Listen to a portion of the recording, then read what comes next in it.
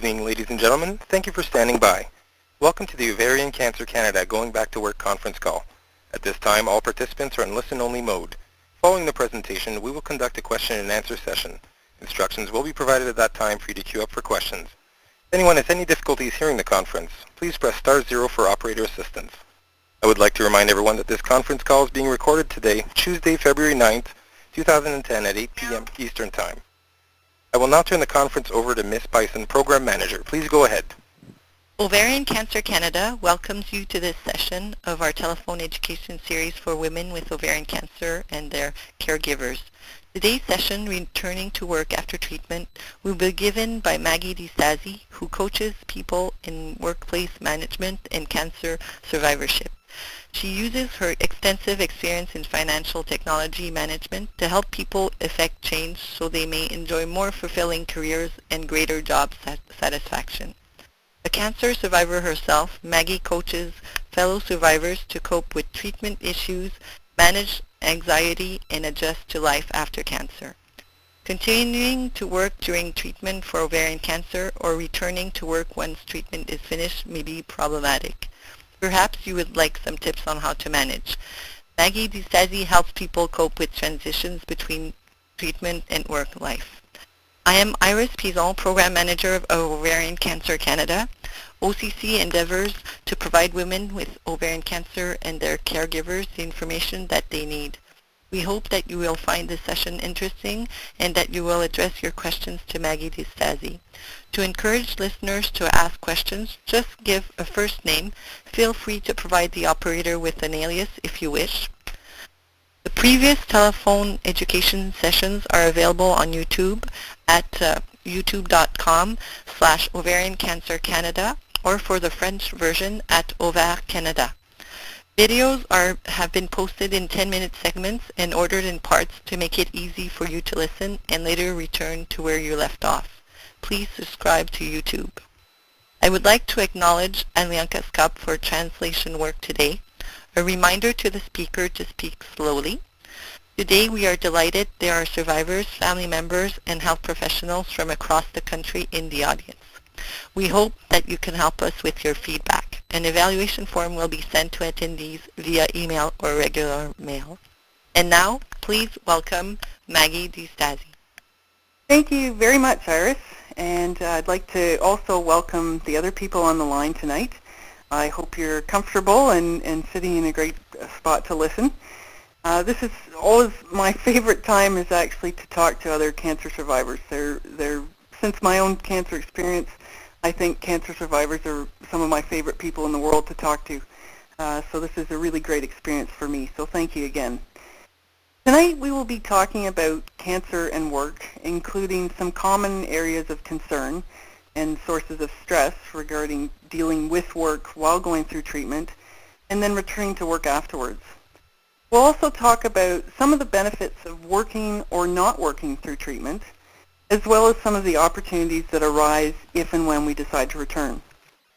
I'll also touch on some of the resources and tools available to help you, many of which you'll probably be familiar with, but we'll focus on those that have helped me and others that I've talked to. So it's sort of, the things that have really worked for people based on the people that I've spoken to.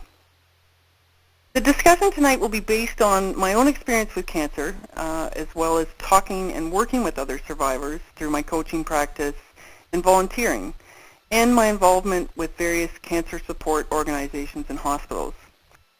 The intent of this discussion is to provide some comfort in knowing that you're not alone with some of the work-related issues and concerns you're dealing with, some insight into the opportunities that the cancer experience can lead to with respect to work, and some ideas for people and resources that you can reach out to as you continue to survive and thrive.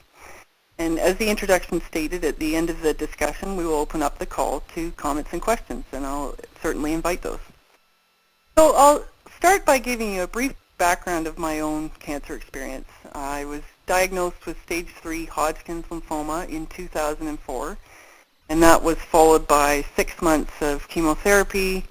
And at the end of that, the cancer wasn't active, but it hadn't quite gone, so I technically relapsed 8 months later. and that was followed by some more chemo, a stem cell transplant, and radiation. So I almost hit all the menu items on cancer treatment.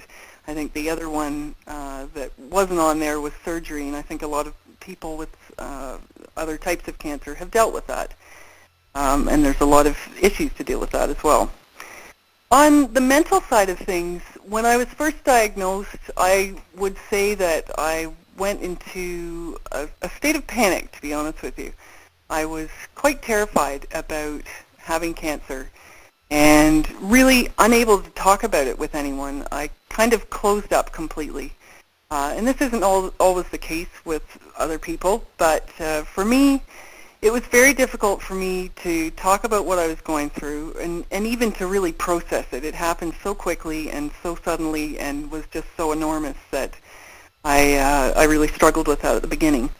I also found that there weren't the types of people around me that either I felt I could speak to about what I was going through, or the types of people that I was ready to speak to at that moment as well. So different things were made available to me, but to be quite honest, I just wasn't ready to receive it at the time. So most of my treatment was spent kind of isolating myself and not being able to talk to people. Eventually, starting with my first year post-treatment, that started to change, and I'd start to speak to a counselor while going through treatment, and at the end of it at least, and afterwards. Although that was a bit troubling because my counselor wasn't a survivor, and that really counted for something, although it did give me a little bit of opportunity to talk about it. So having a supportive counselor can be very helpful. And as well, at that time, I started talking to other survivors. I signed up for the Relay for Life, and it was like a whole world opened up to me of other survivors, other people like me. And that was a huge impact for me. I also started to journal extensively. And I had been a journaler before treatment. And interestingly enough, I stopped during treatment. Again, I just wasn't able to communicate about anything that was going on to me at that time. So afterwards, I started writing again and started really talking about how I was feeling, what I was thinking about, everything that I'd gone through and everything that I was going to go through ahead of me, and kind of the new reality that I was facing. So all of that really helped me open up about cancer, open up about what I've gone through and what I'm dealing with now as a cancer survivor, and I hope that that can help you as well. With respect to work, I actually worked all during treatment, and so I would have chemo on one week, and I would stay home that week, but I would work from my computer at home, and then I would go back to work the following week. So every time I had an off week, I'd be able to go back to work. And I actually did that all through the whole treatment, except for when I had the stem cell transplant. I was in the hospital for 3 weeks. But even then, I took 1 week after the transplant and went right back to work afterwards. I don't recommend this to anyone, unless it works for you. And in retrospect, I wish I'd been able to take more time off. But again, with me, I just wasn't ready to. I wasn't ready to face what I was dealing with, and I wasn't ready to take it easy. I had people around me, the people at work, my family and friends. No one was really encouraging me to take time off, which doesn't mean I necessarily would have listened to them either. But I found that more people were concentrating on saying to me, well, you know, you can probably work through chemo. Don't worry, you can always work. And that seemed to be the message I kept getting, that above everything, make sure that you can work, which is an interesting sort of juxtaposition to be in and be dealing with that. I had people saying to me, I think many people said to me, I know someone who had chemo in the morning and went to work in the afternoon, which I find surprising. I don't know all the regimes of chemo. This may be possible. However, for myself, chemo was a full-day event. Most of it spent waiting for it to happen. But I know there are other chemo regimes out there that this might happen. But again, it was an interesting message that I kept hearing. And then the medical community was telling me to slow down, was telling me to take some time off. But again, I couldn't really listen to them. I mean, the medical community was associated with cancer. They weren't telling me anything good, so I couldn't really listen to the message they were trying to give me.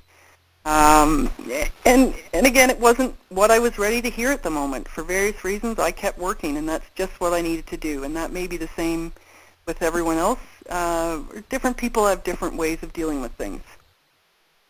Eventually, after I started talking to counselors and survivors and journaling about the cancer experience, I thought more about changing what I was doing. This led to resigning from my old job in financial technology management and starting my own coaching and consulting practice.